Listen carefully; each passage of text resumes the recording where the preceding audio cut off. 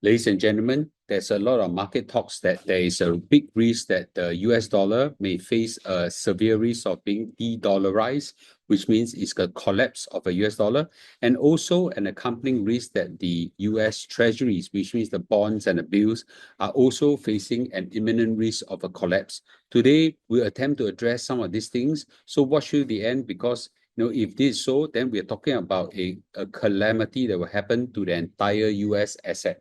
So let's watch on till the end as I give you the insights. So today's video is entitled US Dollar and US Treasury Collapsing, the Myth and Reality of It. And let me remind everybody that this is my personal view and this is not financial advice. And let's go. So I would also like to inform everybody that I have finished my research on the PIMCO Fixed Income Fund. And I think it's a very interesting insight that everybody must watch. And please hit subscribe so you not miss my live stream. You'll probably be done within today or tomorrow or so. So please remember hit subscribe as I give you the very interesting insight to whether we can take advantage of the 6% yield that the income fund provides. So the agenda today I'm going to cover is to talk about what is de-dollarization and is the US dollar at risk, and what's the role of US Treasury, and let's take a look at the US system and addressing some of these things between reality and myth. And let's go on. First of all, we need to talk about the role of US Treasury. US Treasury are basically US bonds, and the short-term bonds are called bills. Anything that is less than 1 year is called bill, more than 1 year is called bonds. And the entire financial sector of the US Treasury is about $25 trillion. It's a safe haven asset. Now, it used to be AAA rated, and now it's dropped by a point to AA+, but it's still very high on the ranking list. It is used largely by US institution and also global institution, used by many central banks across the world, investors, institution, and it is the benchmark right now for what we call risk-free rate, right? So I know ever since Donald Trump came about, and there's a lot of talks right now that the US Treasury now could be falling and collapsing and things like that. But you know what? Okay, I think it's important for us to address some of these myths and demystify whether this is true or not true, and can it ever happen. So number one talk is that the US Treasury are collapsing. And it is true right now to see TLT and some of the bonds keep going down and down and down in value, and the yields going higher and higher. And is this a good thing or bad thing? Well, really, it depends on where you're coming from. If you are looking at a source of stable, very good source of stable income on a regular basis, then the yields are now very high. But if you're looking at both having a high yield but you also want the capital gain from US Treasury, then maybe this is something you don't like because you see the bond prices going down and down and down. Now, let's be frank right now, okay? There is a rising yield because of Donald Trump and his trade war. People start to lose a bit confidence. And as a result, we see a lot of trends right now. Some of the central banks, especially China, and maybe to some extent the Japanese as well, selling some of the US Treasury, and it's going down. And this actually led to an increase in supply and reduce in demand. Therefore, we now have a falling bond prices. But let's be frank, right? When they sell down aggressively, if they sell down aggressively, it will cause the prices of US Treasury to collapse. But they have a huge pool of their own assets. So they will be very careful not to cause a collapse of their own balance sheet as well. So I don't think we have a case where US Treasuries are being sold to the level by China and Japan that they cause their own collapse of their own balance sheet. So it's unlikely to happen. And the US Treasury, despite what is being done by Donald Trump and what people feel about it, is still the safest and the most liquid treasury bonds around. So it's issued in US dollar, so there's no solvency risk. So it is impossible for US government, not say impossible, but very, very low risk, nearly impossible for US government to default on their own bonds in the sense that because they could print money and still issue it. You may not like the process, but it's very difficult to run into insolvency risk with the US Treasuries. Yes, there are risks that we want to monitor. Currently, the debt of the US government is very high at more than 120% debt of GDP.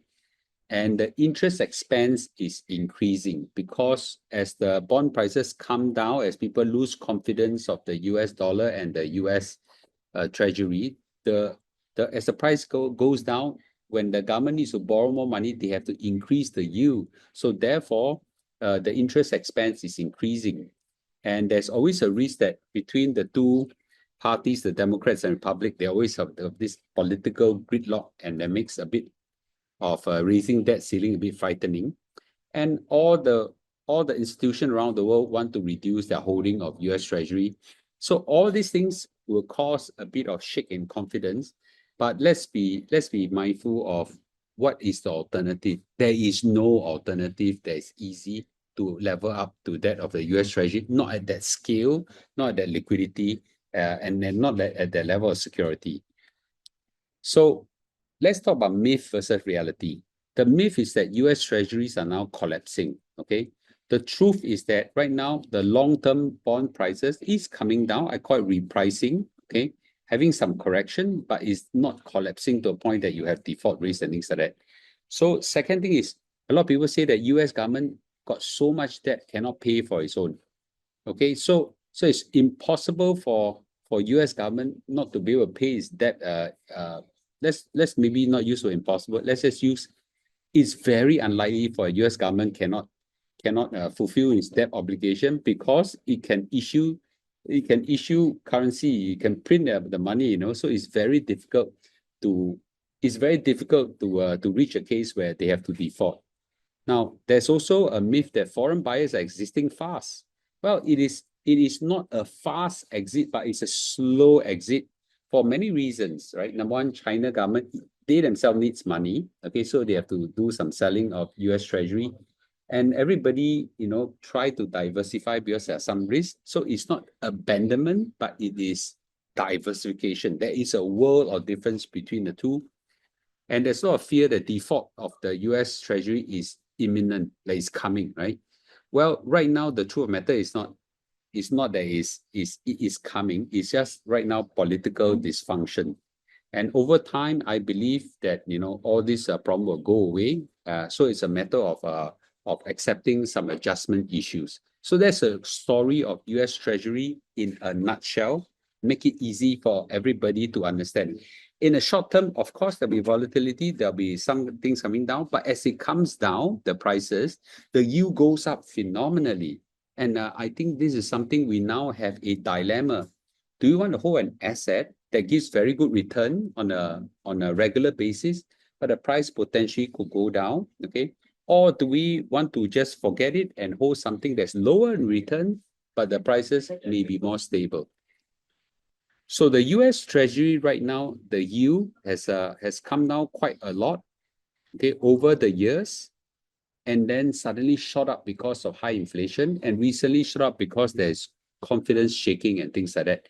So this is a graph that takes a look, right? So having high yield is not the first time. We're now having the highest yield over the last 15 years or so. And this is why a lot of people are having confidence shaking now. So let's switch now to talk about US dollar and the falling exchange rates, right? So because most of us are in Singapore and we really would like to take a look at US dollar versus a Singapore exchange rate. Now, the US dollar, to be frank, from many years ago, was at about 15 years ago, was about 135. It actually collapsed to about 120 something. I was in US studying at that point in time for my MBA in Stanford, and I still remember that we got to pay for expensive school fees and also expensive lodgings because Stanford is a very expensive university. But the exchange rate was in our favor, was 122 or something like that at its lowest. Okay.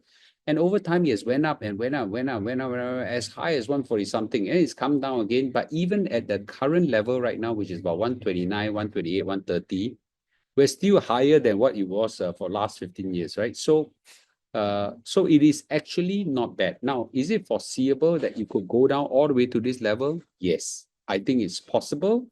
But at this juncture, it will for you to go down to this level, probably is something that is hard to say.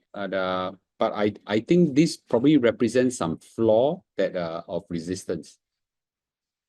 So let's talk about de-dollarization. A lot of people say, wow, US dollar can be de-dollarized. Other currencies like the Chinese yuan is going to take over. And then US dollar, everybody want to give it up whatsoever. So let's analyze it, shall we? So there is a global trend to reduce reliance on US dollar. And it's true, okay, because of many reasons. Number one is that there are geopolitical tension right now between US and the rest of the world. And people are very afraid that the US dollar is being weaponized by the US government. So that's something that everybody say that, why, if they don't weaponize it, I'm going to like spread it out a little bit, right? I don't try to hold too much US asset. And therefore people try to avoid it because they can do some sanction on the regime if they're not happy with you. And then more and more people like to have autonomy and a sovereignty over their own currency. So as example, the BRICS, right? Brazil, Russia, India, China, and what does S stand for? I can't remember. But anyway, they like to trade within their own currency right now, if possible. And there's a lot of people now, given that they lost confidence in US dollar, they want to accumulate gold right now. And therefore, gold prices is going higher and higher and higher. And also, people are looking at alternatives like Bitcoin and other currency, digital currency like Ethereum and so on. So there's a lot of talks that the US dollar would lose its international currency status. And a quick word on gold. Okay, quick on gold. The amount of gold in the whole world, if you were to measure, someone told me, an expert told me, if you accumulate all the gold in the world, it's just something, one big block by 22 meters by 22 meters by 22 meters square, right? So length, breadth, and height, it's just that total amount of gold in the world is just like that. It's very difficult for gold to be used as an international currency when there's just a finite amount of gold in the world. So before everybody go crazy about gold replacing currency, we had that system before. It's called the Bretton Woods system. We gave it up, okay, and move on from there. So is the US dollar at risk of being abandoned as an international currency? Let's take a look at the myth versus reality. Number one, 88% of the global trade is still being traded at US dollars. And 58% of reserves internationally are held in US dollars. And we have a lot of deep trust in US markets.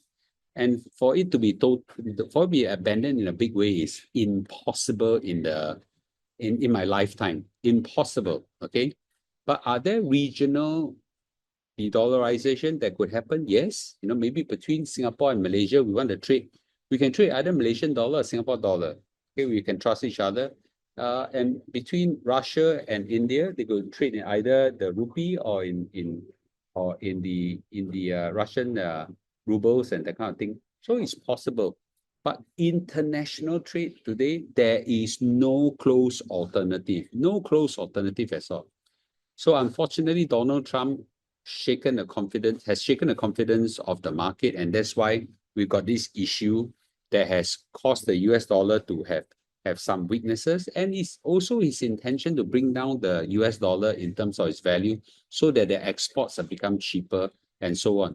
So that caused some fear on the US dollar. But the truth is, I don't think US dollar is going to be de-dollarized in the massive way that everybody is afraid of. So let's take a look at alternatives, right? Everybody say, I want to give up US dollar. Then what's your alternative? A lot of people say, I don't like the PAP. Then what's your alternative? I don't care. I just don't want the PAP. I don't care. I just don't want the US dollar. What's your alternative? You want to give up something, you must have an alternative to go into, right? So let's take a look at what's the alternative to US dollar. The alternative to US dollar, could it be the Chinese yuan? But the Chinese yuan got exchange rate control, capital control. You cannot easily take out Chinese yuan to be repatriated overseas, or put money in. It's very illiquid, in that sense, not convertible. Okay, and the government intervenes in the market again and again, and there's a lot of political risk and legal non-transparency with the Chinese yuan. And the Chinese economy is so shaken right now that people have very little trust in the Chinese yuan. Right now, the minute someone receives in Chinese yuan, most traders will quickly convert it into US dollar or their home currency. They want, throw away this hot potato, right? So it's something that is unlikely to be able to replace, in my lifetime. Why not the euro? The euro has been around for a long time. It's stable whatsoever. It's currently highly traded within the EU itself. Many countries are using it. Well, EU is not one country. EU is a mixture of a lot of countries within Europe, and there is political fragmentation. And while there is monetary union, that means one currency, but it's no fiscal union. That means each country will have its own fiscal policy, and the risk of internal default has happened before within EU. Greece was on the verge of collapsing. Italy was on the verge of collapsing, and so on. So this thing can cause a lot of chaos within the euro, and it has got limited use outside Europe. Right? So within Europe, yes, you got a lot of use. Outside Europe, is frankly speaking a lot more difficult to be used. Okay, you don't want Chinese yen, don't want euro. Let's use a Japanese yen. Why not? But Japanese yen, the yield, the interest rate is way too low. People put inside, got no return. So when you say, I want to buy Japanese yen, use yen, they have to hold something. So maybe hold Japanese bonds and things like that. The returns are way too low. It's an aging population. Economy is going down. Stagnant growth for 30 years.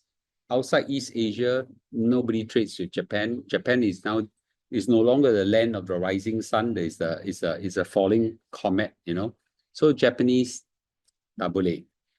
So why not Swiss franc? Swiss is the gold standard, right? Or for that matter, even the Singapore dollar, we come out and become the currency of the world. The Swiss and the Singapore economy is very small, very, very small, okay? And it's very difficult for a small country to provide liquidity for rest of the world. And during crisis, the Swiss franc also have high volatility as well.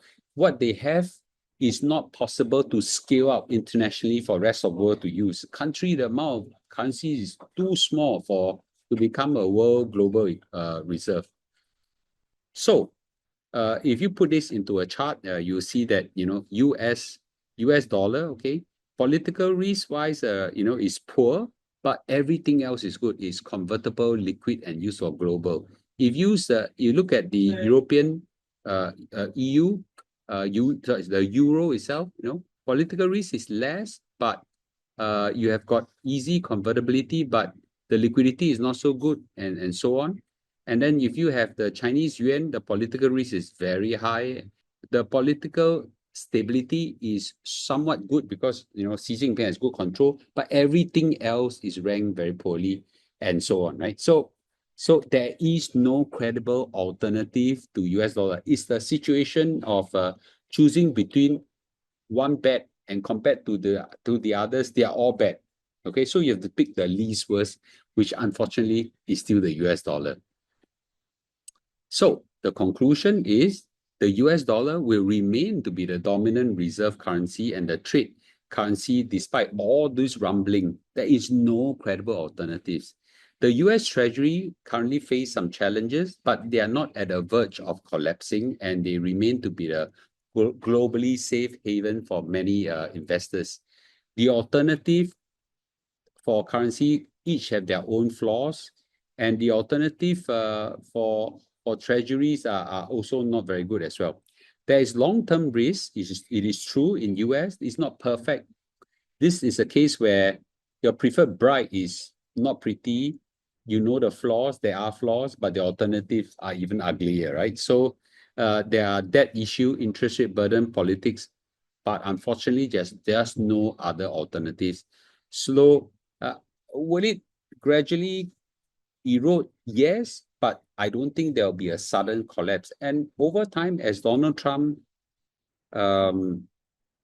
either his policy turned out really bad. So by the midterm election in 2026, he's the Republican will be voted out and he'll be powerless. Or if he does well, the US economy picks up again, then we'll also be okay. So I think it's more like a short to midterm kind of an issue. So, this is a short answer to all the questions on is US dollar collapsing? Are the US Treasury collapsing? It is really a situation where they are not good looking, but the alternatives is more ugly.